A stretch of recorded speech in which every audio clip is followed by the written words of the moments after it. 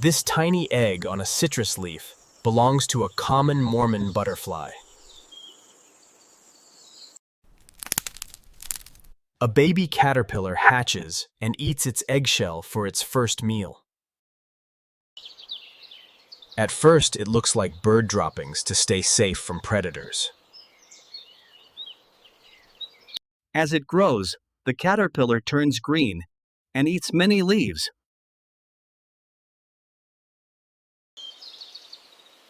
When fully grown, it forms a chrysalis and rests quietly. Inside, the caterpillar slowly changes into a butterfly.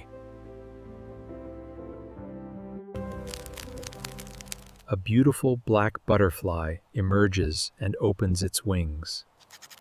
It drinks nectar, lays new eggs on citrus leaves, and the life cycle begins again.